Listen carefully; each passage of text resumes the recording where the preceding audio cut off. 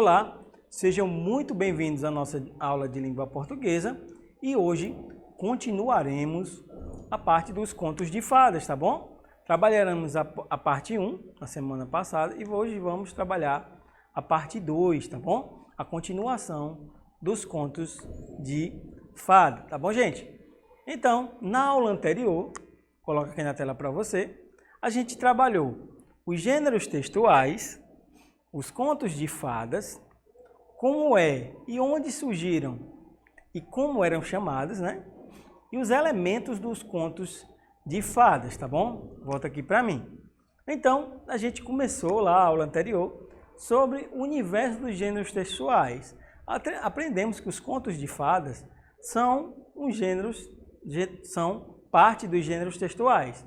Aprendemos os tipos de texto, né? E aprofundamos o conteúdo, trabalhamos os elementos dos contos de fada, que foi muito importante para a gente enriquecer e dar esse aporte de conteúdo para a nossa segunda aula, tá bom?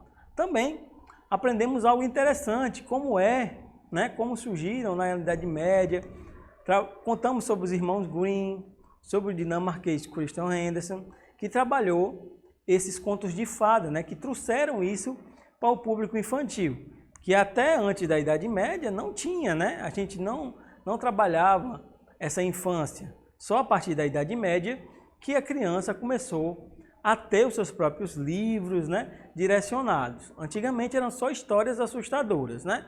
Então eles, os irmãos Grimm, junto com o dinamarquês, eles começaram a trabalhar, polir e aperfeiçoar.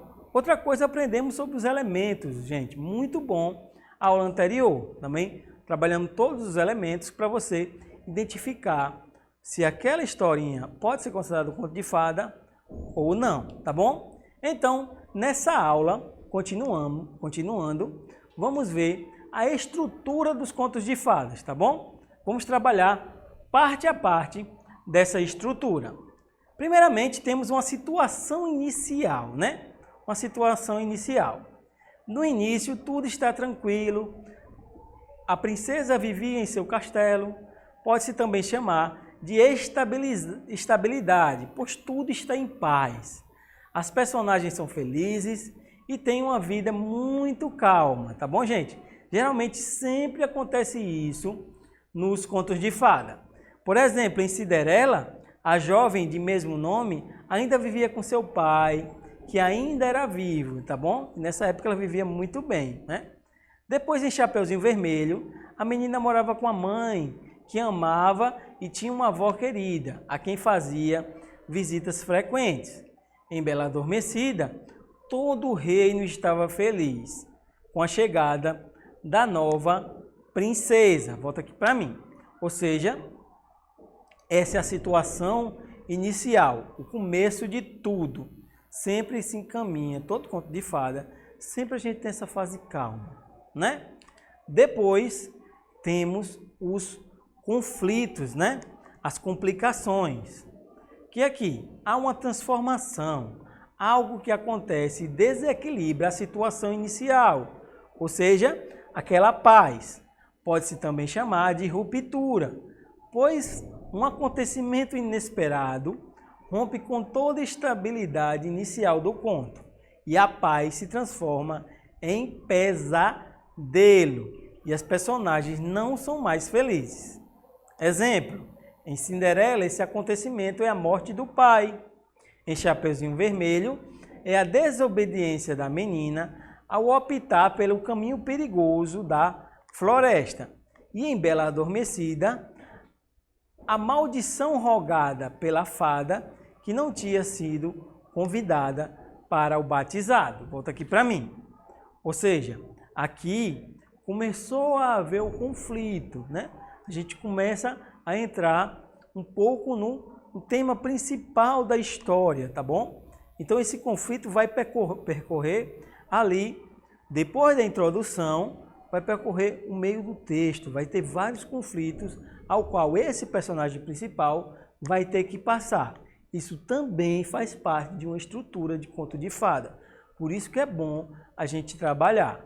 E depois a gente vai ter o desenvolvimento dessa história, tá bom? Nessa narrativa, que vai ser tensa, pois os personagens eles vão tentar, né, solucionar esses problemas lá do conflito. Então essa hora da história é aquela hora que vai ter uma solução. Então vou colocar aqui alguns exemplos para você. Em Cinderela aparece a fada madrinha que por meio da magia consegue transformá-la em princesa e ajuda aí o baile. Ou seja, foi um problema que a Cinderela tinha com a madrasta e nesse momento é aquele momento que a fada madrinha aparece, né? Em Chapeuzinho Vermelho aparece o caçador que a resgata e a avó da barriga do lobo, né? Que resgata Chapeuzinho e tira a avó da barriga do lobo. Em A Bela Adormecida surge um belo príncipe que desperta a princesa do sono de 100 anos. Volta aqui para mim. Ou seja, essa é aquela parte que começa a aparecer as soluções, tá bom? Essa parte aqui, ela é tratada com muito suspense, né? Porque quando a gente pensa que tá tudo dando mal para o personagem, a gente começa a aparecer as soluções que vai trazer aquela parte importante, que é o desfecho final, né, gente? Aquele final que a gente fica ansioso. O que será que vai acontecer a partir de agora? É o momento posterior ao conflito e à estabilidade do início do conto. É restaurada, ou seja, a gente vai voltar àquela estabilidade principal, no caso que o herói principal, a personagem principal, vai ser feliz, né? E aí que vem o final feliz e todos ficam em paz, tá bom? Que é aquela velha frase, e foram felizes para sempre, tá bom? Como é que acontece, gente? Tanto em Cinderela quanto a Bela Adormecida, as princesas elas casam-se com os príncipes e em Chapeuzinho Vermelho, a menina e a avó são salvas e retornam à situação inicial lá do conto, onde eram os felizes.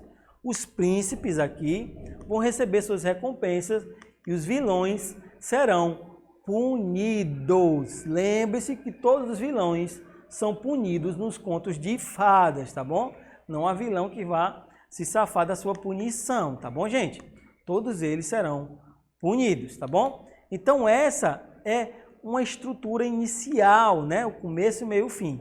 Mas também tem outros elementos da estrutura que a gente não pode deixar de passar. Coloca aqui na tela para você. O tempo. Normalmente o tempo ele é indefinido. As histórias começam com era uma vez.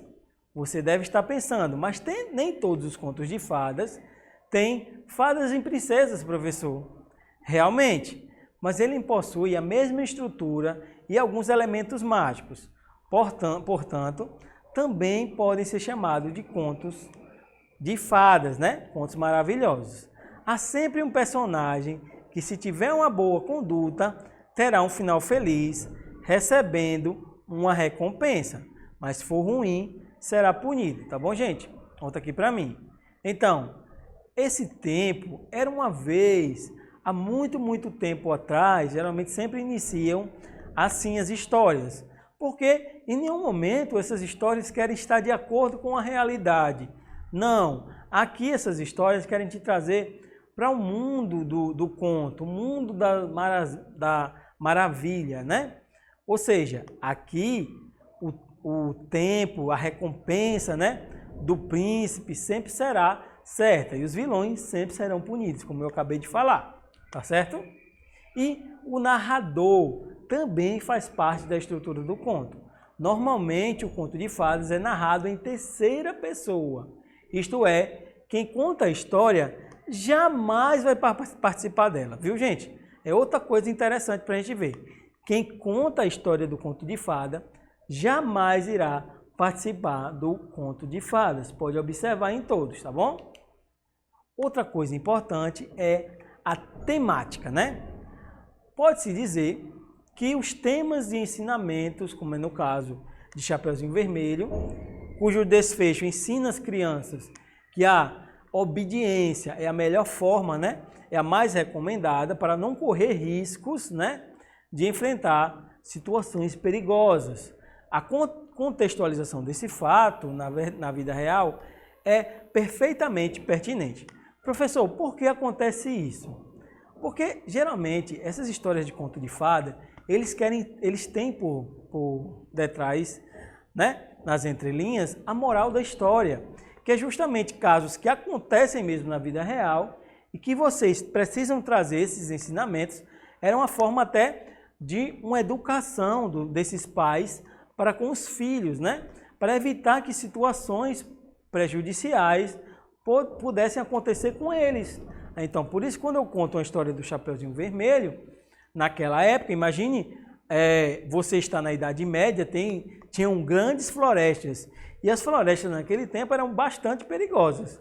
Então, para se evitar que essa criança fosse para um caminho, que às vezes o pai pedir para ele fazer um favor, e essa criança fosse para um caminho perigoso, ela não fizesse, né? Ela obedecesse às lições do pai, tá bom, gente? Então, isso é uma forma de educar da época, tá bom? Para evitar essas situações perigosas, tá bom? Continuando, temos os lugares. Os lugares aqui sempre fantasiosos, florestas lindas, castelos mais lindos ainda, cavalos, princesas, vilarejos e palácios. Então esse é onde o conto de fada se situa, esses lugares mágicos. São todos, professor? Não, não todos, mas a grande maioria tem esse pano de fundo que são esses lugares lindos. Quem não queria estar nesse lugar, né? Também, passando essa estrutura, vamos um pouco adentrar as histórias, né? Quem são os principais autores dos contos, né? Como é que se iniciou, né? Vou colocar aqui na tela para vocês. Um dos primeiros escritores apontados como autor de conto infantil foi o francês Charles Perrault, no início do século XVII. Aqui vamos ter um exemplo do que ele escreveu, que é um dos primeiros contos infantis, que eu creio que todos vocês leiam. Foi O Pequeno Polegar, O Gato de Botas, Barba Azul, A Bela Adormecida. O Gato de Botas, A Bela Adormecida e O Pequeno Polegar, até hoje são histórias de grande sucesso. E foi escrita por esse pioneiro, né? Charles Perrault.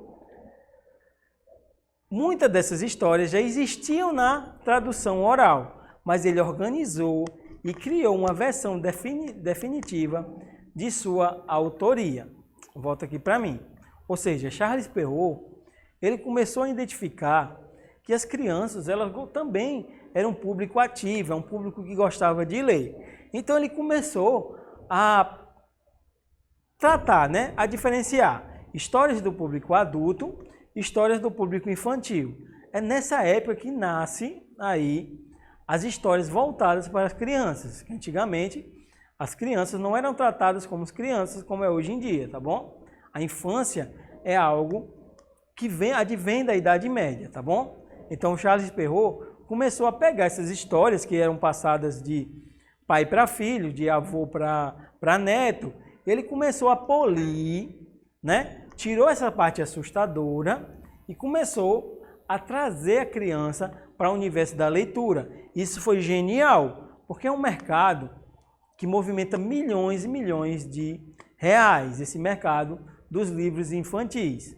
Geralmente, sempre as crianças, não só os livros, você pode pensar, ah, professor, é só os livros que esse mercado movimenta? Não, são os livros, são os brinquedos, né? São o material escolar. Imagine quantos milhões e milhões eles não ganham. Então, Charles Perrault teve essa ideia genial de trazer esse universo infantil, né? Esse mercado infantil.